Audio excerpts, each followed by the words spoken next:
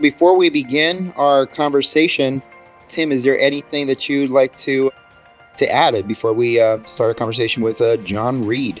Yeah, so I just want to say John is a good personal friend of both of ours. We've known John for many years, and looking forward to talking with him about this. He's got a lot of experiences and a lot of things he could talk to us about from different angles on manhood. So, John, as we get started, before we get into your life and testimony, just tell us who you are. What are you doing now? Where have you worked in the past and things like that? Kind of a short bio of what you do. Yeah, absolutely. Again, it's super great to be on this show. I like watching all your clips and listening to what you guys have to say. I think you guys are giving a very, very good. You're contributing to a community of people, not just Christians but non-Christians as well, who really don't get to hear this anywhere else. I mean, this is a very niche market you guys are doing, psychology and theology, expertise in both. So really, really like what you guys are doing. There's a market for it, and you do it well. Now, my background. So I'm currently a senior fellow with the Hungry Foundation. I'm living here in Budapest. I've been in Budapest, Hungary since September of last year, and I'll be returning to the States here in about a month. What I do here is I work with a law center who works in our law center, basically takes in students who are in law school, various law schools across Hungary, and we give them some advanced training. I'm not a lawyer, but I covered the Supreme Court for 6 years as a journalist. And so they contracted me to come in and provide lectures on several Supreme Court cases. Dobbs that overturned Roe, some free speech cases, Masterpiece Cake Shop, 303 Creative, and others. So that's what I'm doing here. But the 6 years preceding that, I was in journalism in various capacities. I was with CBN News, Family Research Council, was the editor-in-chief for Liberty University's Standing for Freedom Center. Before that, I was in the Marines. Did that for 2 terms. I was a military police. Did a couple years in Japan. Did a security detail for Presidents Bush and President Obama. Got to travel all around the country, all around the world. It was a blast. And before that, as a kid, I grew up in the dirt, riding 4-wheelers, shooting guns during the day, and then I performed in theater at night. So kind of an eclectic upbringing, but I did come out on the masculine side of that theater time. So we're good. All right. Well, tell us a little bit about your life then, like where you started. Maybe not as a baby, but like where you grew up, and then tell us how you came to know the Lord. And then we'll get into your military background after that, but just kind of tell us your upbringing. And I guess I'm assuming you came to know the Lord at an early age, but maybe it was later. So let's just start with where you grew up and then right up to the time you went into the military. Put it that way. Yeah. So I grew up in Southern California, and I surfaced as a conservative, believe it or not. But I grew up in Southern California, grew up in the church, a very God-fearing family. My father was always an elder or a Bible teacher in our church. My mom taught at church, and she did community evangelism. We had people at our house all the time for Bible studies. So I was very, very much brought up in that environment. I did Awana. In fact, I was Pioneer of the Year in 19... Well, we don't need to talk about what 19 it was, but it was in the 1909, 1910. Oh, man. Pioneer of the Year. I still have the trophy, I think, probably somewhere at my mom's house. Grew up, did all the stuff in youth group. And so, I was very much in that atmosphere. And I did love the Lord at a young age. I really did. You're only going to be able to be tested so much as a kid, most of the time. I mean, some children have extenuating circumstances, but my faith became even stronger, much stronger, when I went into the military. And that's what you want to segue into that now, Can. Yeah. Tell us what you did in the military. You were I dare to say former Marine, but then I'm always corrected in saying there are no former Marines. There are just Marines. So tell us about your time. Yeah. So my dad was a Marine. I say was because he's now deceased, but he was in the Marines. And he loved his time. And I knew a lot of guys. I'm that guy who I don't see any service as better than the other. I just see each service has their own strengths. The Marines offered what I particularly wanted with that challenge, and so that's what I went for. Went in as an MP since my dad was an MP. And so did that. Originally, I was going to do 5 years. That was the original. For MPs, it was 5 years. Most contracts is 4, but MPs were 5. For those who are listening, MP stands for military police. Yeah, military police. And a lot of guys go in as a military police with the ultimate desire of becoming a cop when they get out. I didn't really have that desire. I just wanted to have some fun. So I did that. Did a year in training, basic training and advanced. You go on, and then I did 2 years in Japan. Now, when I was in Japan, I did a whole variety of things. I did basic patrol. I did physical security, which is surveillance systems. And then one of the little side gigs I was sent for training to do was I was a DARE officer. So if you remember DARE, McGruff the crime dog. Oh yeah, DARE, drug abuse resistance education. So I did that. Dare to say no. Dare to say no. That's right. Yeah. And I actually wore the McGruff crime dog costume once. Do you have pictures of that? Well, yes, I do. I mean, you could just Google pictures of McGruff and say it's me under that, but I do have pictures of me in there. But yeah, so I did that. And what's really fun is that you meet people. This is really true with anything in life, but people you meet, you keep in touch with. So my boss, when I was in Japan, his name is Kirk Hood. He was my section leader. One of the best leaders I've ever had to the day. Really good guy. Really, he set himself apart from other Marine leaders in that he wasn't that guy who felt like he had to just go barking around at people. He was very much a coach, mentor type of leader, and that stuck with me when I was promoted to sergeant later, and had my own platoon. But I got to know his family. His daughter was in elementary school. His son was a toddler, right? I have since been to both of their high school graduations. I went to her wedding. I was there for her son's first birthday, and his daughter's, she's grown up. Her son's first birthday, and then their son is now in the Navy. So the time goes very fast. I don't feel like I've aged at all, but everyone else has grown up, and it's really cool to think that. Well, I keep in touch with them still. They actually live between Lynchburg and DC now. They're retired there. So I did that, but I was also involved with my church. I was involved with my chaplains. I led worship here and there, and that was that. Well, then I moved to Quantico. Now, this is actually where it gets kind of interesting. After Japan, I only had 2 years left on my original 5-year contract. But when I was in Japan, a security officer from a unit called HMX-1 came to Okinawa to do some recruiting. Now, HMX-1 is the president's white top helicopter squadron.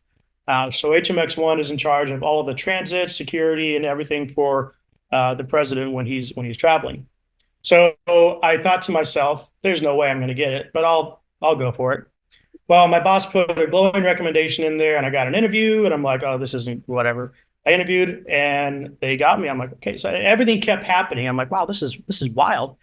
So I got accepted, but the thing is, they said the only problem is this is a 4-year assignment because you have to get a top secret security clearance, which takes a long time, and it costs the government a lot of money, and so they want to make sure they get their time out of it, right? Yeah. So they said, If you want to do it, we'll start the clearance process, but you have to agree now to do 4 years, extend 2 years more. So you have 4 years total. Or you can be stationed back near where your home is in California, finish out your 2 years. So both of them seem pretty appealing. I actually remember, this is kind of weird, but I remember the discussion that really sold me. I was actually in the bathroom at the police department out in Japan where I was working, and the guy from the Pentagon who was in charge of transitioning guys all around happened to be in there too. And so we started talking, and I told him my situation. I told him, here's my options, yada yada, and he basically was saying, in summary, he's like, "What's 2 extra years?" And he's also, by the way, he was a lifer. He did I think 25, 30 years in the military. But he was also really good to tell guys, look, it's not for you. It's not for you. Because he wasn't in charge of keeping guys in. He was just in charge of getting those who are in to where they need to be. So he was very honest. It didn't benefit him to keep anybody in. And so I thought a bit more about it, and I'm like, you know what? I want to do this. I was 21 at the time, and I had just taken a trip during high school with my family out to DC, and I really liked it. And I'm like, you know what? I'd like to go back. So then I rotated out to Washington, D.C., Quantico, D.C. Area. And that began the next 4 years of my life. Very quickly got plugged into a church, Grace Baptist Church, right there in Woodbridge, Virginia. Very influential. And I met a lot of great people there. It was funny. I was actually at Starbucks reading a book by John Piper. I forget which one it was, probably Desiring God or one of them. And this was early 2007. This is the beginning of 2007. I'd only been there for a couple months. And I didn't know where to go to church. Well, anyway, some people walked in, saw me reading it, and they're like, oh, we actually just saw John Piper speak at Passion Conference. And so we started to talk, and that's how I learned about that church. Oh, I got a funny story. So, like any Christian single dude who likes coffee, well, obviously I like coffee because I'm a Christian. If you're a Christian, you have to like coffee. But I was at a Starbucks a few weeks before, and I really wanted to get to know Christians, right? Well, this was back in the day when it was cool to have a song as your ringtone, right? We don't have songs as our ringtones anymore. Yeah, we don't do that anymore. In fact, we don't even keep our ringtones on anymore. Dude, let's bring that back. Okay. Yeah. Yes, absolutely. Let's do it. We got to wait for Gen Alpha to do it. Gen Z didn't catch on, but Gen Alpha, they'll do it. Yes. That's the only reason I'll actually have my phone on. Here's the deal. I turned the volume. I was at Starbucks. Jeremy Camp, I think it was We Give You Glory was the song that I had, right? Well, I'm sitting there, and there's these two cute girls, like one table over, and they have their Bibles out. And I'm like, so I text my sister, and I'm like, hey, call me. I said, call me. And I had the phone there. She calls me, and I'm like, oh. And I somehow pretended to delay. So there's 3 or 4 seconds. Like, they clearly knew. And I picked it up, and I talked. I forgot what I said. I improvised something. I'm good at improvising. I'm a journalist, right? So anyway, I hang up, and the girls, it worked. The girls stood up like, oh, was that Jeremy Camp? I'm like, yeah, it was Jeremy Camp. We started talking, Smooth. Yes. Why I should try doing that now. Now I'm like almost 40. I should go back to my old ways. But it didn't work. They were a different denomination to me, and it wasn't working out. But still, it's cool that happens. So anyways, got involved with the church there. And John, be honest, were they Calvinists? Is that why? No, they were Church of Christ, so I don't think they were either. That was great. But yeah, so I got involved in a really good church there, and I helped out with the young adult group, led the weekend camps, all that fun stuff. And my goal was to actually go back home and be a firefighter. So in 2007, I still had 3.5, 4 years left. I actually signed up at the local fire department out in town. And they sent me through all the training, Firefighter 1 Academy, EMT, hazard ops or whatever it's called. So you get all the training. Those departments are so nice. All the equipment's brand new and everything. So, that's what I wanted to do before. That's what I wanted to do in high school. And I figured I would just do it after the Marines. So did several years, 3.5 years at the fire department. But then I might get a little Pentecostal here. I was at Passion Conference in 2009.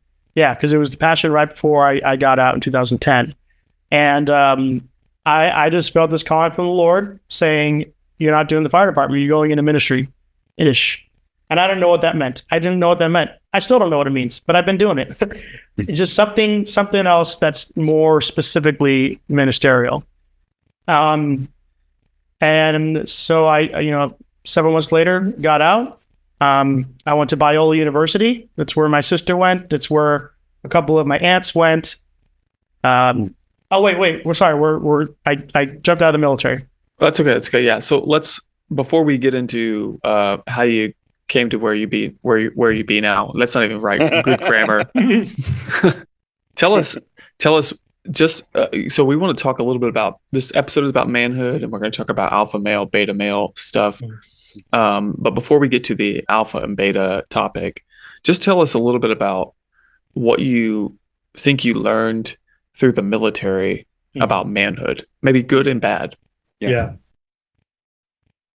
So it's a good question, and you can apply it. I learned it in the military, but there's other ways it can be applied too, and that is don't put your identity and masculinity into a culture says.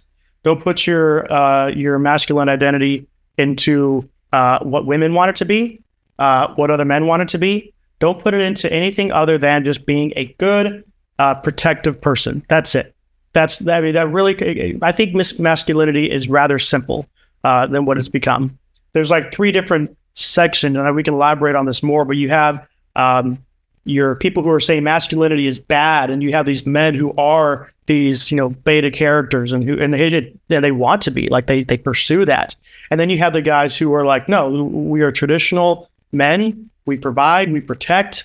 We wear flannels. I put this flannel on for this episode. I got 2 air conditionings running at the house right now because it's hot here in Budapest, but I wanted to have the flannel on for this one. Just doing manly stuff. But then you have the other guys who take that and really, really twist it.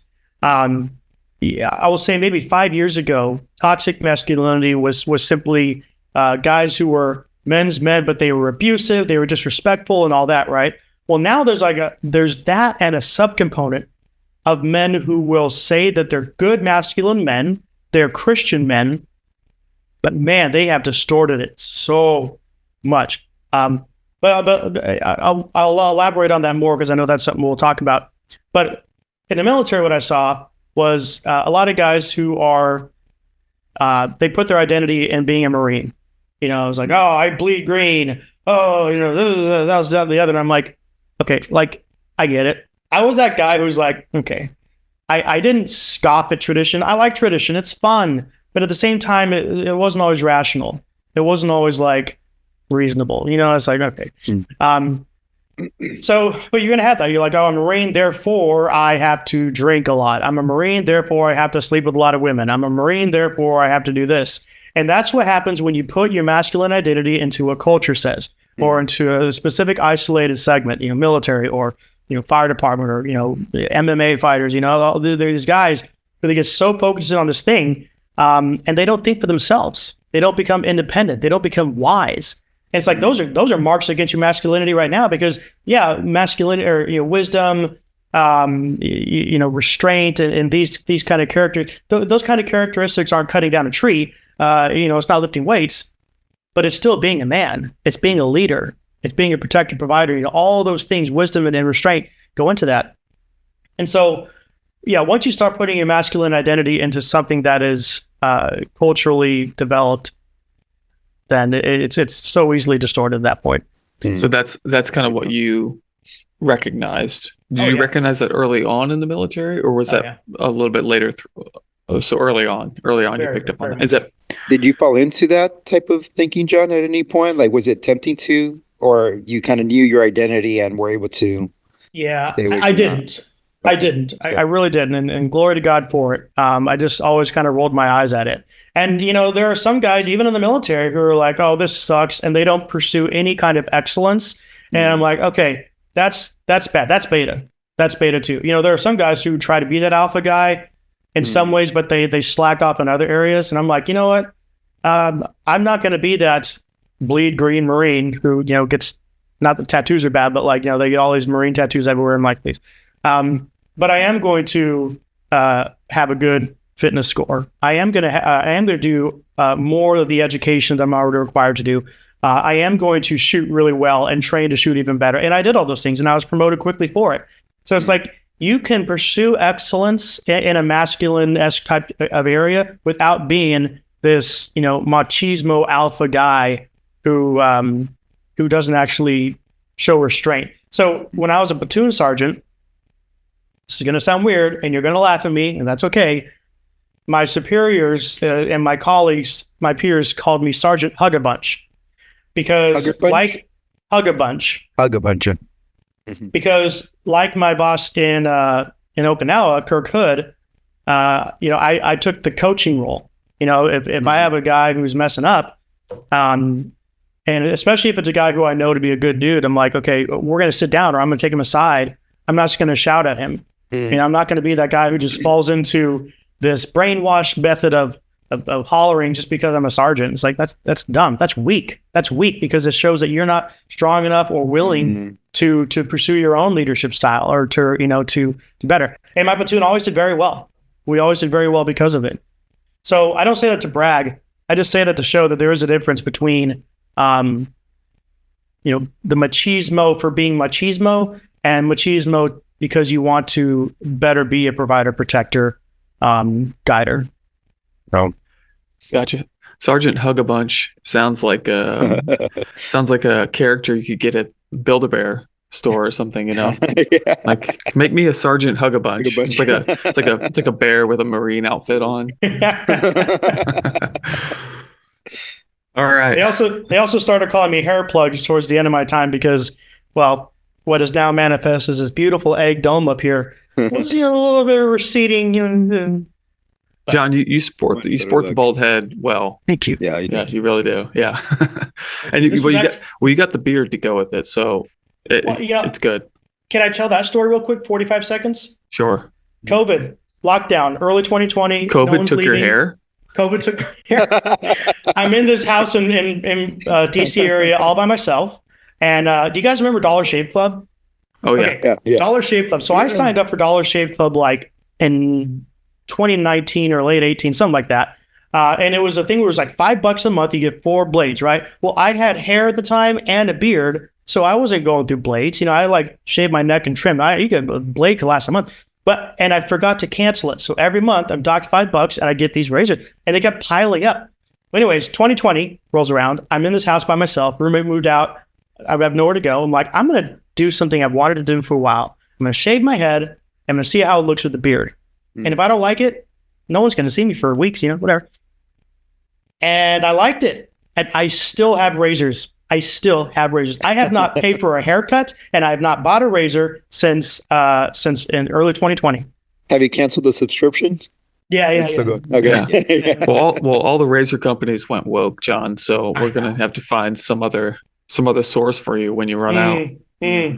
Maybe you can make your own. Jeremy's razors. Hug-a-Bunch razors. Nice. Oh, man. All right. So lessons in manhood. Don't conform.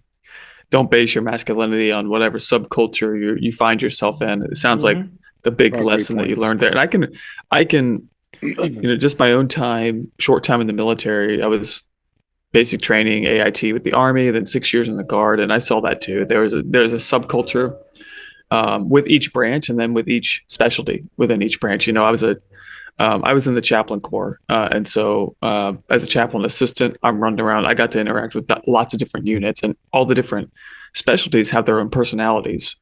And you have the infantry guys that some of those guys in there, they're really young and they're really impressionable, and they just base their whole identity on being an infantryman. Yeah. And others are like, I'm artillery, and then artillery people do this and we do that, and it's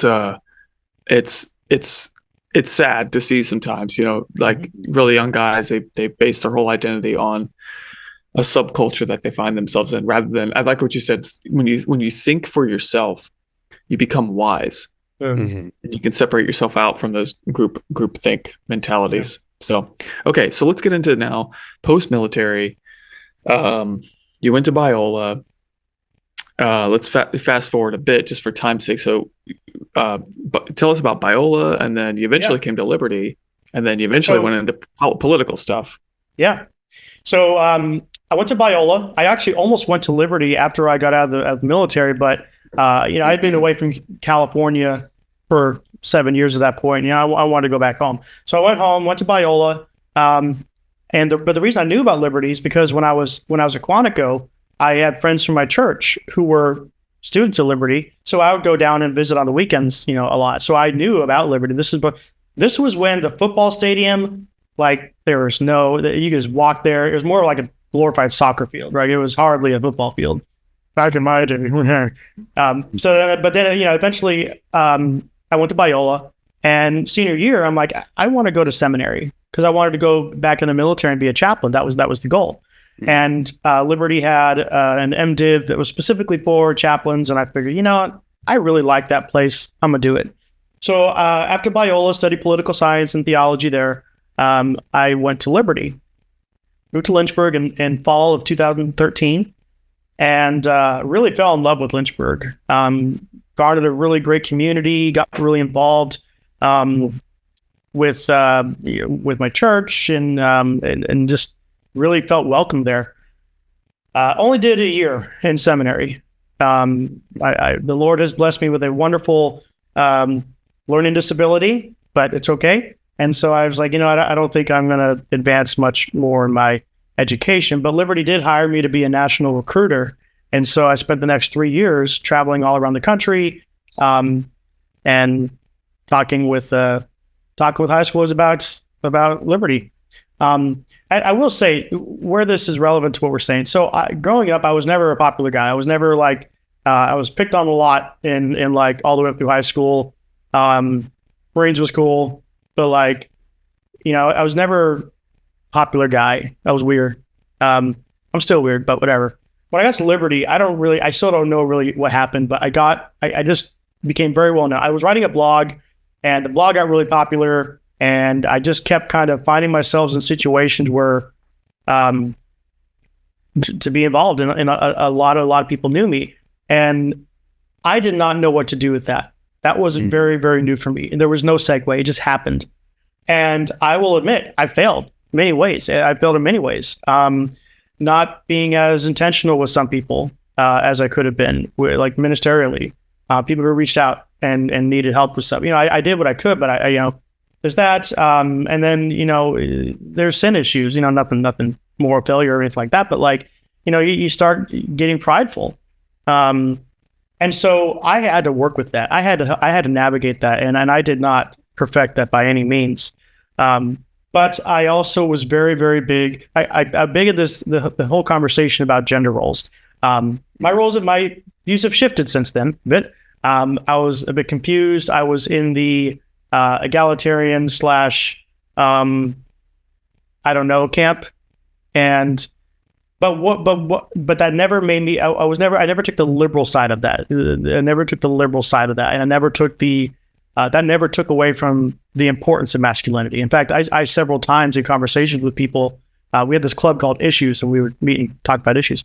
And I would talk about the beauty that masculinity could have in that equal, that the egalitarian sense. And I do think it still can. I'm not an egalitarian, but for my Pentecostal friends who are egalitarian but still conservative, I've seen a lot of them still really master what it means to be masculine in that sense. So anyways, there were a lot of really great conversations I was able to have there at Liberty about this role. All right. So when you got into politics, how'd you come to get into politics from Liberty? So my blog was getting a lot of attention, and I did talk about political issues. I'm not certain I agree with everything I said back then. I'd have to go and look. I don't even know if the blog is still accessible, but I started talking about politics a lot. And my last year as a recruiter, so this was 2016, I just had this huge urge to move to DC. I don't know why. I was like, I just want to go. And I remember praying about it. And I remember specifically saying, Lord, I don't care if I'm flipping burgers. I just want to be in DC and combat abortion. That was like my main goal. By the way, you can't flip burgers and make it in DC. It's too expensive. But, I was looking at different jobs, and I was not even at Five Guys. Not even at Five. Oh, yeah, right. I'm an In-N-Out loyal In-N-Out guy, but Five Guys is cool, I guess. Well, after a lot of failed interviews and things like that, a friend of mine, she's a Liberty alum. She worked for CBN News, and she invited me to come on their show and talk about. It was immigration. I think we talked about. It was like an opposing view thing. Me and this other guy, it went really well, and they had me on again. And eventually, that led to a job. And so CBN hired me, Christian Broadcasting Network. They hired me to work in their DC bureau, and it was the perfect job. It paid fairly well. It was a good community of people, and that is what launched my network in DC. Because when you're the biggest Christian media outlet in the country, probably the world, all the conservative organizations in DC want they want your coverage. They want you to come. So as a social media producer, I was everywhere, and I met all the people, and and then I went to Family Research Council as their digital media director, and was able to take that network and apply it in an advocacy place. I'm not doing journalism at FRC. I'm doing advocacy type media. Really, really did a lot of fun work there. I had a wonderful team of creatives, and we did a lot of really good work. And then I went independent, and Liberty picked me up as the editor-in-chief for the Standing for Freedom Center. So did that for 3.5-ish years. So that's all in there. But where all those 6 years in DC relates to this to the machismo thing we're talking about here is actually, am I going ahead? Or no, go ahead. Yeah, that's a good segue. Yeah, this is a huge topic that is just my blood gets boiled all the time. We see this a lot in the Reformed Christian nationalist niche. Now, am I bashing Reformed people? No, I'm kind of Reformed. I affirm the 5 solas, but I'm not a Calvinist, so I kind of have my, I have a little Reformed card. It's, they just plug me in. We're lowercase Reformed. There you go. Love it. That's a good one. So I'm definitely not harping on Reformed guys, and I'm not necessarily bashing on Christian nationalist guys, although the percentage of Christian go ahead. Well, so that we might be jumping ahead a little bit if we're just talking about that specific group. Let's first, if you don't mind, let's back up a little bit. Yeah. So with politics, you've observed this conversation about manhood, alpha male, beta male, and all that stuff. Okay. So let's first, what we're doing with each guest is getting your opinion on what these terms mean. Sam and I did an episode where we blew up the myth of alpha and beta, and talked about what it means to be a Christian man and how these categories are really just describing personality traits. But what do you think alpha male means, or has maybe come to mean in the culture? Can I answer the first question about what I think you sort of alluded to? What is biblical manhood or womanhood? Can I just say that real quick? Yeah, sure. Yeah, go ahead. So the way I see it is this: the Great Commission was not secluded to men; it was not secluded to women. The Great Commission was for the church, right? So I think biblical manhood and womanhood, in simple forms, is both parties pursuing the Great Commission, using the gifts that they've been given. There are ways that men are going to be better at things than women. There are things that women are going to do better than men, ministerially. So we're both doing the same thing. We're both advancing the gospel. We're both pursuing justice. We're both pursuing righteousness for ourselves, for our families, for our communities. Men are going to do a few different things. Women are going to do a few different things. So, but ultimately, we're doing the same thing. Now, where this alpha male thing comes in, it's so annoying. The alpha male, in contrast to the biblical masculine man, I can describe the difference in one word, and that's humility. The alpha male comes in with an intent to be the show, intent to be in control. Being a leader is not being in control. You have control, but that's not the goal, right? Being a leader is inspiring people to follow you because of your example. Being a leader is showing, a Christian leader is showing righteousness, is showing humility, is showing what it means to be Christ-like. These alpha guys come in and they love the title too. They wear that title. They wear it loud and proud, right? They do it because they want control. They do it to feed pride, to feed their pride. They won't say that. They do it to feed their pride. They do it for a reputation, and it's so bad. Mm-hmm. Some of the characteristics we're seeing with this alpha male stuff, and these are coming from guys who talk about, we're protectors of women. Well, okay, but I see the stuff that you post, and it sounds pretty not pro-womany. They will undermine women who are in public leadership, just because they're in public leadership. And I'm like, sorry, I'm filibustering here, Tim. Go ahead. Do you have any examples of that? Oh, absolutely. Of the women who are doing good work, or the men who are. Well, just like if you can, I know I'm putting you on the spot, but like, can you think of an example of a female in leadership where that happened to her? Oh, Well, they don't always mention names. The only time they'll mention names is when it's a woman who's like a liberal, or who has done something wrong. But they are very quick to also say that they don't think women should be doing leadership stuff at all. Matt Walsh, who I like, I don't think I've ever read a post by Matt Walsh where I was like, no, it's either 2 thumbs up or like 3 thumbs down, right? I'll find it someone else's thumb. 3 thumbs down. Terrible. He came out the other day saying this thing of like,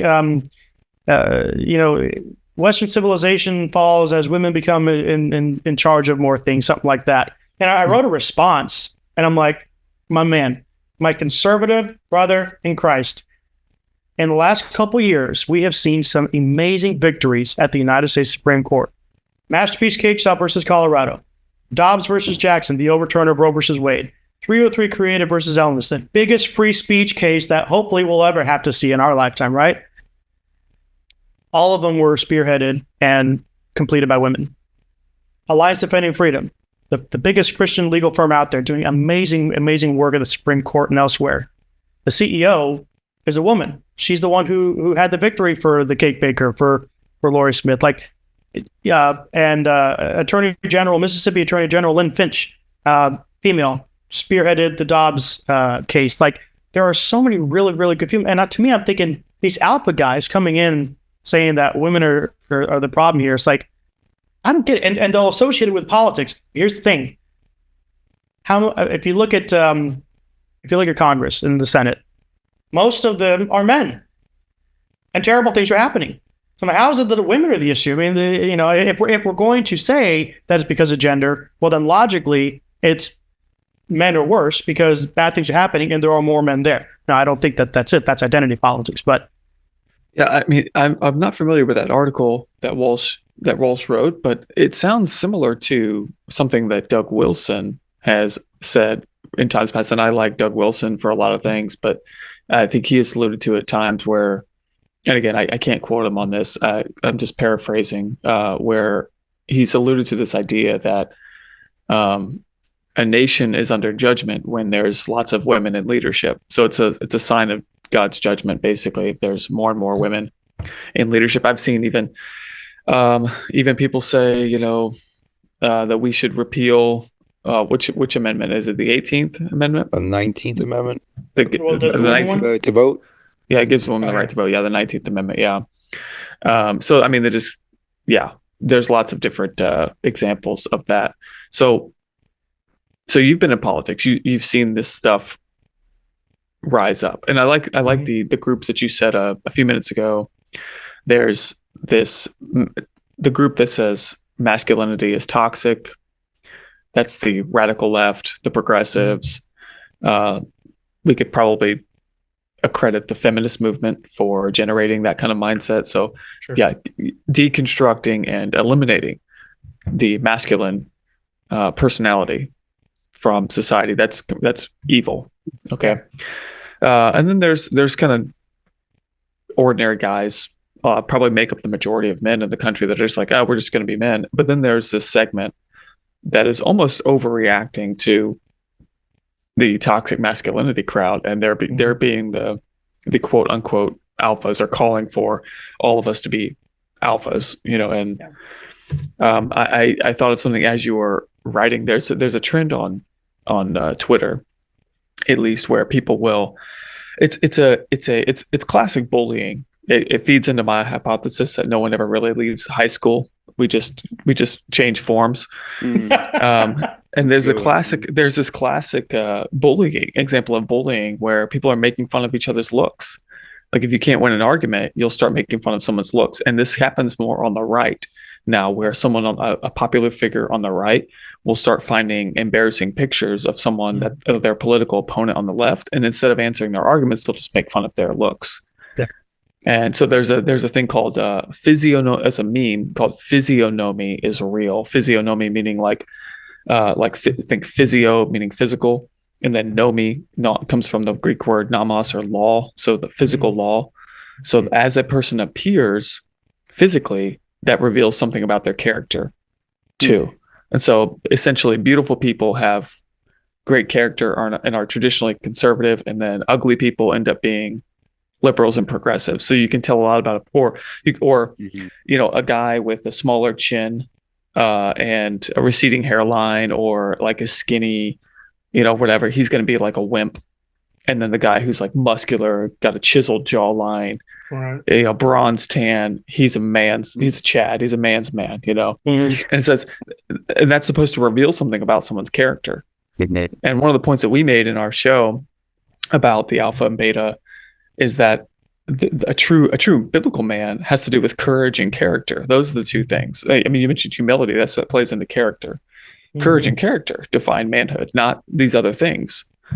So yeah. Anyway, I'm going on. This is your interview, so I want to. But one thing that I did want to add, Tim, if I can, there was this real as we're having this conversation about alphas and betas and all this stuff, and you think about the alphas, and we talked about narcissism in one of our episodes, and that percentage of people, the actual diagnosable narcissism personality disorder, it's a very small percentage compared to all the U.S. population. So I was thinking about this as we're talking, how much of the population is actually alpha.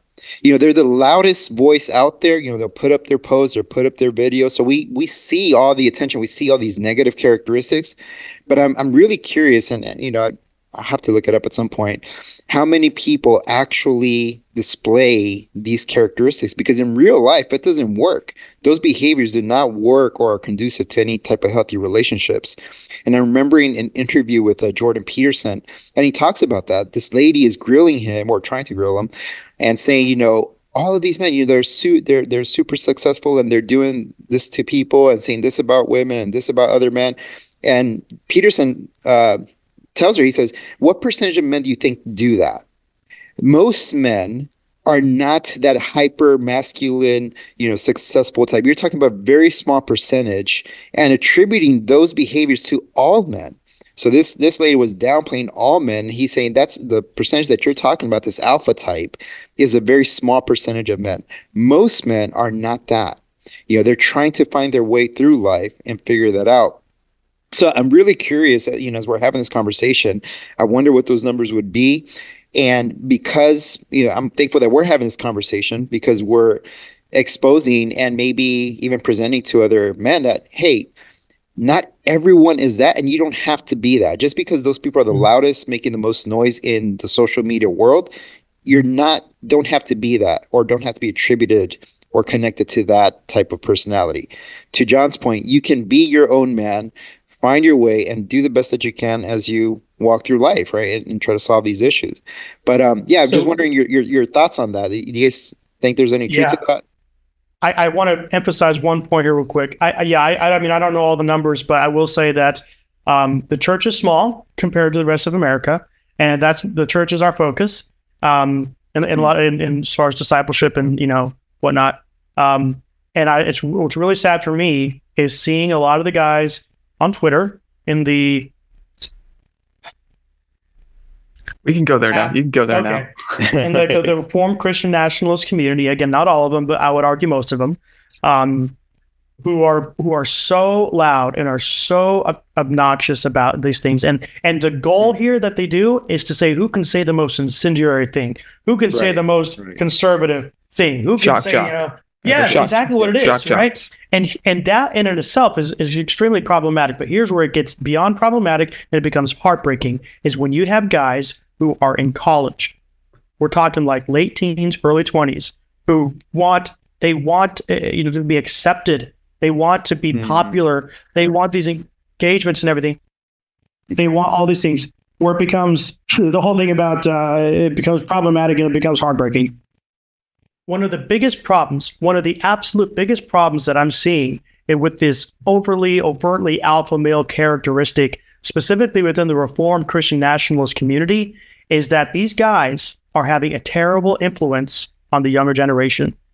These guys who they get on their Twitters and they say the goal, they don't say this overtly, but they'll basically say the goal is to say the most conservative thing, the most incendiary thing, the most, whatever you want to say, shock job, you're saying, Tim. It's so bad, because not only are they saying things that are oftentimes completely unbiblical or do not reflect the fruits of the Spirit, But then they start influencing the younger generations. And we have a lot of these guys, not just at Liberty where you guys work, but like, other Christian schools, they're in their late teens, early 20s, and they want acceptance. They want to be part of the professional, the older men, blah, blah, blah. And so they follow them and they follow them blindly, and they'll just be retweeting stuff without even thinking about it. And it's really heartbreaking to see how naive these young men are, because these are the leaders tomorrow. And another thing is it's making people dumb. And here's what I mean by that. I mean dumb in its genuine meaning. People aren't reading anymore. People aren't caring about the facts. They'll see a headline about a Supreme Court case and they'll be like, whoa, there's huge analysis about it. I'm like, it wasn't even a ruling on the merits. This was a technicality. It has no precedent. And that may sound very technical, but the point is, words matter. Truth matters. I mean, we're all conservative here.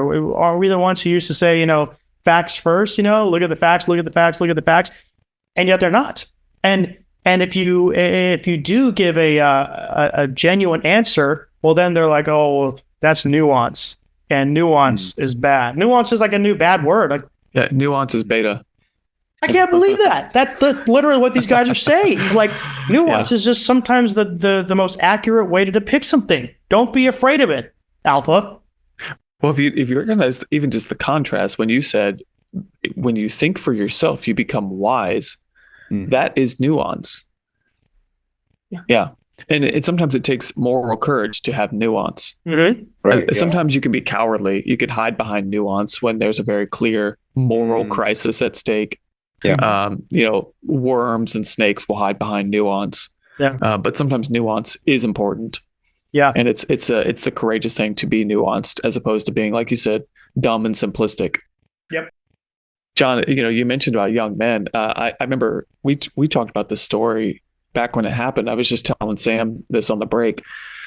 Do you remember, the March for Life? Every year, those of us who are listening, there's Liberty sends like hundreds, almost 1,000 students every year to March for Life. And so we're up there and it's snowing, it's cold, man. And students are on the road getting ready to march. And there's these young guys walking around. I don't know who they were, but they were walking around with a camera, microphone, like, TikTok, social media kind of stuff. And they're interviewing young people and they're asking one simple question because this is a March for Life. So they ask one simple question: who is the most pro-life candidate still in the race? And they were asking about the Republican primaries. At this point, it was Trump, DeSantis, Nikki Haley, and I think Vivek was still in at that point. So they were asking these young people, "Hey, who's the most pro-life candidate?" And as I was observing this, and I was just quiet, I was just kind of there. I was watching these young people feel. You could see it on their face. They could feel the peer pressure to say Trump, because everyone wants to be on the Trump train. Trump was the apparent winner. He's going to be the clear winner of the primaries. Everyone wants to ingratiate themselves with the Trump camp. It's like bandwagon, kind of jump on, everyone get on board kind of stuff. You could see them wanting to say, or feeling the pressure to say Trump, but the critical ones, like the informed ones, I could see it in their eyes. They knew that wasn't the right answer. The right answer was DeSantis, objectively so. Objectively, DeSantis was more pro-life on policy and philosophy than Trump. But they were struggling to say the truth, what they knew to be the truth. Now, what difference does it make? It's like, is that going to shift the primaries? No. But it has to do with moral character, personal moral character, for young men and young women not to go along with the crowd. Even okay, Trump might do some great things. He did some great things when he was in office. But what is true? You have to answer the question truthfully. And I'm seeing so many young men give into the peer pressure. It's like in the military. It's just like in the military. They give into this groupthink mentality and go along with the crowd, rather than doing what they know to be right and true. Yeah. Yeah. Well, remember, they're also in that stage, and I guess this applies to this aspect of psychology, where they're in that stage where acceptance is what matters. Relationships are what matters, right? 18, 19, 20 years old. So whatever Yep. I say, he's going to get me accepted into this group. And, it's something I think everyone who goes to that stage goes through. Just the hot topic right now is obviously the election and all these other things, this alpha beta mentality. So yeah, Yeah. it's wild. Yep. 100%, 100%. And you know what's funny about it is the alpha males will kind of create this agenda of being the most provocative. That's the word I was looking for earlier. Most provocative we can be, and then they get all these guys to follow along, and they'll say things like nuance is weak. You have to just say the narrative and all this. I'm like, all of these things, ironically, are weak. Because it shows that you've been defeated by pride. So you weren't strong enough to fight off pride. It shows that you are not willing to be independent. It shows you're not willing to put forth the effort or not able to put forth the effort to see the entire picture. It shows that you're not willing to say what might not be popular among your group. The Trump thing. Yeah. Just really quick on the Trump thing. No, sure, go ahead. Well, okay. So this is where we have a lot of these alpha guys have really lost sight of intellectual integrity, because in order to they basically say that you have to be pro-Trump in your tweets and everything. You can't criticize him, or otherwise you're being disloyal. And I'm like, okay, well, first of all, you should ever have that type of loyalty to a president. Okay, that just shouldn't be a thing. Yeah. But even still, it's like, are the irony of the conservative movement? Oh, talking about loyalty. Oh, I'll tell you, it's like, are we that dumb that we're not able to or willing to say, hey, what Trump said about abortion is absolutely abhorrent. I don't even want to call him. It's enough. It's bad enough to say that. He's a pro-life guy, but people say he's the most pro-life president ever. No, he's not. He's not. He appointed justices who overturned Roe. He would have done that no matter what was going on in the states. He needed conservative judges to help him out in other areas. And so there's all that. But it's like, we can't look at the big picture because that's capitulating. It's like, you know what? We should be able to say, as brave men of God, we should be able to say that Trump is not a pro-life man. Trump is not a good man. Trump is probably not a Christian. Trump is not with conservatives on sexuality. He's not with us on a lot of social issues. He's still the best option, but that doesn't mean that we should be parading him. There is a fiercely enthusiastic dichotomy between pragmatism and cheerleading. It's embarrassing to see people get behind him. I'm going to vote for the guy, but well, I won't say here because I haven't published it yet, but I'm writing an article basically talking about, we should not be happy about voting for him. I'm saying we should. I'm making the argument that Christians should vote for him, but I'm making the argument that we should not be happy about it. Yeah, getting back to the alpha and beta conversation, I think that the Trump conversation is relevant to that because I think if we're honest, what we've seen is a shift even in conservative circles, the things that we'll talk about and joke about in politics, the kind of people that will elevate and celebrate. So I think it's relevant. What I'm amazed at, and I think you hit on this, John, I'm amazed at how conformist the alpha movement is. How each of them, they talk the same, they circle the wagons, they won't criticize each other. They all try to mimic each other like a bunch of betas. Right, that's a good point, yeah. Yeah. Well, it's self-fulfilling prophecies. It's we were talking about all the, I don't know if you knew this, John, but we found out, I guess, not too long ago, there's like 7 different types of these, John, personalities. There's right? there's 7 types of men now, not just alpha and betas. There's lots of them, but yeah, of course, alpha is always the top dog, so everyone wants to be alpha. But yeah. So with all those 7 different personality types, it's what do I want to be? What do other men want to be? And if they want to be an alpha, if they want to be a beta or an omega, and all these other gamma, all these other ones that we found out, then they're going to start behaving in ways that conform to that definition because that's what they want to do. So when you were talking about how alphas would just kind of mimic each other and do it, if that's what they want to be, they're going to start behaving in ways that reflect that. So again, just going back to our original point of be your own man, and obviously follow, for us as Christians, follow those fruits of the Spirit that should be developed in us as we follow Christ more. Amen. Yeah. So, John, you mentioned the alpha beta conversation and just different things about manhood. Tell us a little bit about what it's like being a Christian single man in this environment. There's all kinds of different conflicting messages that a Christian single man would get in this kind of culture, both from non-Christian and Christian sources. I mean, Sam and I did an episode on Andrew Tate and Jordan Peterson several weeks ago, and the kind of messages that men are receiving online about what you have to do to be a man. We did an episode on the red pill community, which are guys who are just checking out of the feminist culture. We haven't done something on maybe the perversions and craziness that I see in the Christian circles about what it means to be a man and what that says about singleness. So I'm curious what your thoughts are on this, the kind of messages you've seen, and how you deal with this as a Christian single trying to live faithfully for the Lord. So I see a lot of these tweets, and I see what these guys are writing in books, and and who are these guys? Well, just be you can be specific or not specific, just to be general. Just be general. The alpha guys in the church that we're talking about. Okay, so we're talking the Christian circles. Yeah. Okay. So, and if anyone's just tuning in, just so I am clear, when we say alpha male, we're not talking about just masculinity. We're talking about that overly, flaunting, very prideful, arrogant, haughty type of stuff that, all the Proverbs say not to be, but whatever, they missed that part.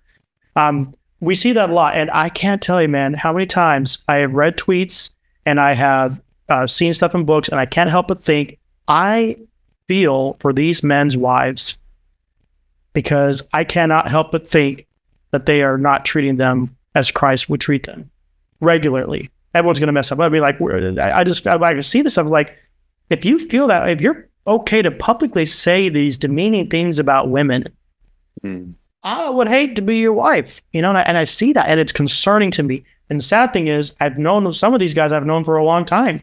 I knew them sometimes before they were married or before they jumped on this train. And I'm like, I feel even worse for their wives, because their wives didn't marry this. Their wives didn't marry this type of arrogance, this type of popularity, this type of, alpha domineering type character. They married a humble, Christ-loving man. And it's like, oh, wait, this whole shift. And so that's one concern. Another concern I've seen is that this notion that being married and having kids is what you're supposed to do. Now, I understand, be fruitful, multiply, and all this. But when it comes to and I've been mocked for it, for being single. You're like, oh, what are you doing to fulfill, your duties as a man and this? And I'm like, okay, well, in that case, I guess probably just go up to some random girl, forget, falling in love, forget, all that. I'm just going to get a girl because that's my duty. It's like, I don't want, I'm not celibate, I'm not doing this on purpose. I would like to be married. I would like to have a girlfriend. So it's not like I'm trying to, dismiss that relationship. And I would like to have it. And so they're insensitive and just jumping to say things like that could be hurtful if I cared what they had to say. But also it's like, man, they're missing it. Like if that's what they think this is about, their kids, I can't see them being raised well. I can't see their wives wanting to submit. Who wants to submit to that kind of arrogance? We look at the verses that talk about husbands loving wives and wives submitting, and there's so much more written to the man about what it means to be humble and loving and sacrificial, right? I don't see that with these guys. I don't. And but of course they'll quote scripture when it benefits them.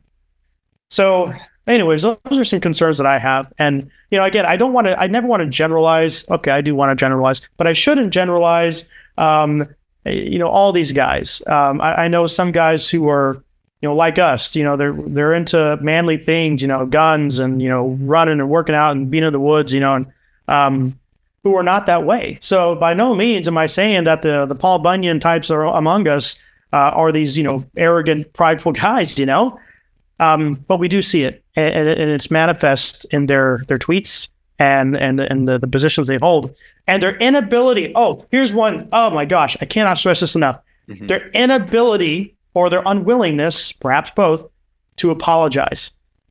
Oh, you can't delete a tweet because that's capitulating. That's apologizing to the left. That's giving in.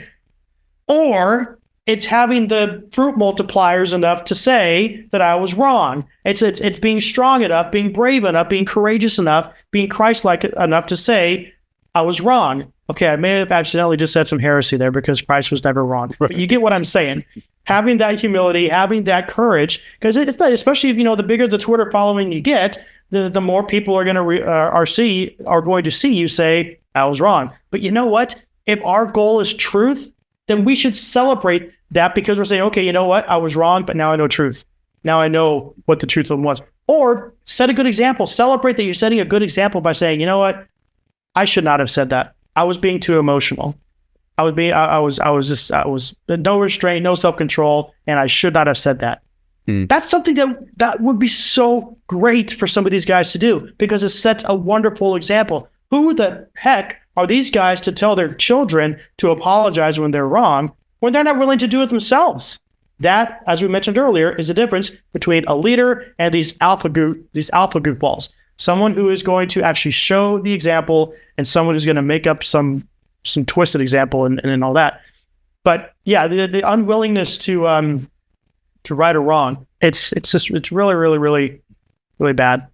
We were just talking, John, yesterday, Tim and I, about why do people do these things? And in regards to this aspect of admitting wrong is, well, what's going to be rewarded and what's going to be punished? So those are things that they're looking at. If I keep this post up, will that be rewarded? Right? And if people are going to applaud them for keeping that post up, then that's what they're going to do. If it were to get punished, then they would take it down, right? So, this goes back to just how much social media has changed our behaviors and how we, do daily life. Is that it's reflected in how these leaders or these alphas are portraying themselves. There is something as a social media image, and that's what's happening there as well. So yeah, it's just interesting as you brought that up because it shows really how weak they are because they're only going by what's rewarded and what's punished and not what's right. Can I want to compliment that by saying something else that these guys will often say. The guys in the same community that we've been talking about. Several months ago, it became really, really popular to say Christ is king. The truth we've known for a while, but it became very popular to say, and now they say it antagonistically. It's like, okay, that's using the Lord's name in vain. That is textbook using the Lord's name in vain when you say Christ is king, not because you want to declare Christ as king, but because you want to tick somebody off. It's like, that's not good. Yeah. But another thing is like this. Okay, so if you're going to declare Christ as king, that's cool. Great. Do it. But that means, and they when they elaborate this, he's king over everything. He's king over our lives. He's king over politics. He's king over the institutions. He's king over all. And I agree with that. But that also means that he's king over your Twitter. It also means he's king over your heart. And so when these guys, as you were saying, Sam, they leave the tweet up because for algorithm purposes or for reward. It's like if you have something up there and it is wrong, and someone calls you out on it, and you're like, but it's being retweeted a lot, and it's being liked a lot, and it's getting really good. It's like Christ is not king over you right now. You are not actually saying Christ is king. You're tweeting Christ is king, but he is not king over your life right now. Or at least you are not treating him as if he is king over your life, because that would mean that you would be obedient to truth. Well, yeah. I like you brought this up because the Christ is, those who may not be aware of this conversation, the phrase Christ is king has emerged on social media, Twitter in particular, as a slogan of almost a calling cry of Christian nationalism. And there's various forms of that, so we don't have to get into the definitions of that, but it's a calling cry of basically saying we need to transform the country and make it into some form of Christian nationalist state. And again, there's various forms of that, so I don't want to be unfair to that group. But yeah, you're right. Like they use that slogan to kind of trigger people sometimes. And it's like why would you use the Lord's name like that? But I think this plays into something that I've been thinking about a lot, in terms of manliness, and in particular the conversation around singleness, is that the guys who buy into the alpha paradigm on social media in the Christian circles, let's just stay with Christian circles right now, they buy into that. I think they actually are conflating earthly and heavenly kingdoms in one. So let me explain this. So the Christ is King is an example of this. It's a conflation of political rule, earthly political rule with spiritual rule, and I don't think those two things mix. But when it comes to the definitions of manhood, how do you display that? John, you talked about, people have said to you, "What are you doing? What are you doing your part to do what? Like to reverse the culture, to be a conservative revolutionary against the woke culture or something?" And the implication is you have to get married, you have to have children to be part of the revolution. If not, you're perpetuating the the pandemic, let's say, of singleness and lack of children and all these other things, or if you're not a Christian, sexual promiscuity. But I think what's happening here is they fail. When they conflate earthly and heavenly rules, political rule, they fail to see the purpose of singleness in the kingdom of God. They fail to see it. Yeah. They fail to see how God would use single people in the church, even older singles. I've said this many times to a lot of my friends, is that, whenever there's always a segment of the population that the God uses that sort of looks like the world, but God uses and he redeems them. And so we have a huge population in the West of older single people, but a segment of that are Christians. And it may be God's purpose to show the rest of the culture it's possible to live as a Christ follower and be single. Because what hope could you give a single person, an older single person, if you say, well, God's plan is for you to get married young and have children, and now you're in your 40s, you're in your 50s, sorry, tough luck for you. Like, what hope is that? What hope do you have for them? So these guys are very simple in their thinking, and it shows. I mean, I've seen some bizarre unbiblical ideas being said on social media. Here's one. I'll give you an example. Sorry to catch my breath there for a minute. I saw, this maybe a year ago, I saw someone tweet out, the church was not built by single childless men. This was a pastor who said this. And now his intent was to target, I guess he had assumed all single guys in their 20s and 30s were just wasting time playing video games or something. So he said, and of course he was part of this camp that we're talking about. And he said, the church was not built by childless single men. And I simply responded to him. I kind of took a little personal offense to that, but I responded to him just with a list of figures from the early church, first 3 centuries, who were single. And they were most of the church fathers and some of the apostles in the first century. I just tweeted that list to him, and he deleted his tweet. Love it. It's just like when you conform to this spirit of, I got to be an alpha man, and I've got to beat my chest, and I've got to do these things to show that I'm an alpha man. You actually end up saying things that are wrong, unbiblical things. Yeah. And I've seen a lot of these guys do that over and over and over again now. And so I think that's just a warning to anyone who's listening, especially the men who are listening, that to be a godly man, to be a biblical man, it's character and it's courage, moral courage, those two things. It doesn't matter if you have physical prowess. It doesn't matter if you have great looks or you're highly intelligent, or all the solas and you can repeat all the tulip and whatever, it doesn't matter. Those things don't matter. What matters is your character and your moral courage to do the right thing. And when it comes to social media, to say the right thing in the right way and to admit when you're wrong. And I would add one thing. Sorry, John. Yeah. From one of the fruits of the Spirit that I think has been very evident and necessary for men today is the aspect of self-control. Like it's one of those fruits of the spirit where if a man can control himself, both what they say online, what they say in their interpersonal relationships, when they want to say or do something else, I mean, that shows how much we're able to also allow for, Christ to continue to work in our lives. It's difficult because most men brought up today, they're not taught that. They're not taught how to control their emotions. And, the population that we have the benefit of being close to our 40s and having some life experience where we understand when we're talking about these nuances and who to listen to, who not to listen to.